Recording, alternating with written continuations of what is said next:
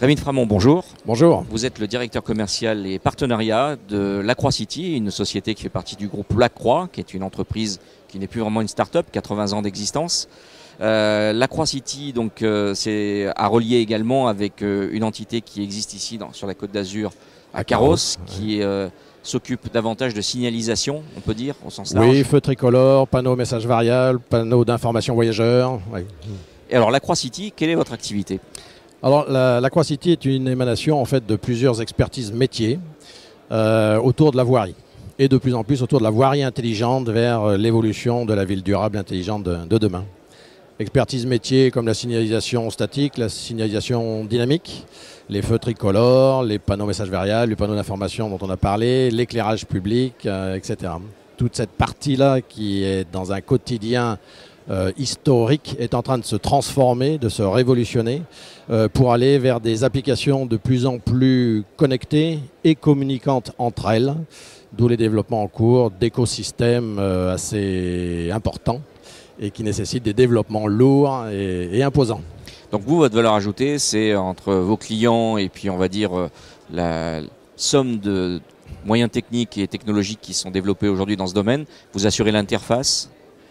Alors, ça c'est une bonne question. La différenciation d'un groupe comme Lacroix et d'une activité comme Lacroix City va être surtout sur son aspect opérationnel. Nous sommes avant tout des fabricants, des industriels. Lacroix est une ETI industrielle française. C'est-à-dire que nous faisons des réalisations de petites, moyennes, grandes dimensions depuis maintenant plus de 10 ans en termes d'IoT qui est devenu à la mode maintenant mais qui autrefois ne l'était pas forcément. Donc beaucoup d'expérience, beaucoup surtout d'installations sur le terrain en France comme à l'international, avec des dimensions comme par exemple en éclairage public. Une ville comme Clermont-Ferrand est aujourd'hui la ville qui en éclairage public gère complètement l'ensemble de son parc d'éclairage public de manière connectée, c'est-à-dire avec une solution web, 17 000 points lumineux, le tout installé en moins de 18 mois, qui fonctionne déjà depuis 4 ans. Voilà. Vos clients, ce sont les collectivités locales ou vous avez également une clientèle d'entreprise ? Alors, c'est un mix entre, en effet, le client final, c'est-à-dire la collectivité d'une manière générale, qui va se segmenter de plus en plus entre des grandes agglomérations, métropoles, françaises ou internationales, mais aussi tout un accès à travers donc, ces grandes entreprises complètement internationales aussi, telles que les grands installateurs, les grands intégrateurs, les grandes sociétés de maintenance qui interviennent et qui de plus en plus viennent globaliser, hyperviser l'ensemble de ces applications. D'où l'importance pour nous de créer ces interfaces avec ces ensembles-là, avec ces ensembles hypervision en fait qui vont apparaître sur le marché. Vous êtes présent aujourd'hui à Innovative City, le salon de la ville intelligente qui se déroule à Nice. Vu votre activité, c'est tout à fait logique. Vous avez pu nouer de bons contacts durant ce salon ? Oui, on y est régulièrement ici.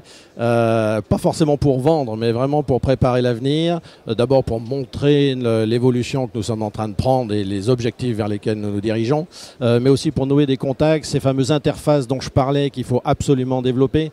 L'aventure individuelle est absolument terminée dans ces objectifs-là. Donc c'est beaucoup d'interfaces, beaucoup de produits universels capables de parler, de communiquer avec les différentes applications, les concurrents même, et voilà. Quels sont les objectifs pour Lacroix City pour cette année ? Alors les objectifs sont des objectifs de transition, c'est-à-dire qu'il faut à la fois conserver, valider, renforcer le quotidien opérationnel, c'est celui-là qui nous fait vivre, mais préparer aussi l'avenir sur du moyen et même long terme, parce qu'il y a des applications sur lesquelles on bosse qui verront le jour dans plus de 10 ans pour certaines d'entre elles. Je parle notamment donc à court terme, on va dire, d'applications comme des panneaux aujourd'hui statiques qui vont devenir communicants. On a déjà des applications en cours et on a prévu sur 2 ans de développer et de commercialiser toute une série de panneaux communicants de cette manière-là. Et puis à plus moyen terme, là, des actions très fortes en cours dans tout ce qui concerne la communication, infrastructure, tout véhicule. Un thème qui est porté, vous le savez, sur plus de 15 ans et sur lequel nous engageons fortement et j'espère nous en reparlerons bientôt. Vous êtes manager au sein d'une entreprise innovante. Oui. Quelle est à vous votre priorité du moment ? Alors, c'est justement de travailler sur cette transition, c'est-à-dire amener la réorganisation progressive du traditionnel, on va dire, mais en préparant vraiment le futur de manière très active. Donc c'est ce jonglage-là qui est assez occupant, mais passionnant. Merci beaucoup Rémi Tramont. Je vous en prie, merci à vous.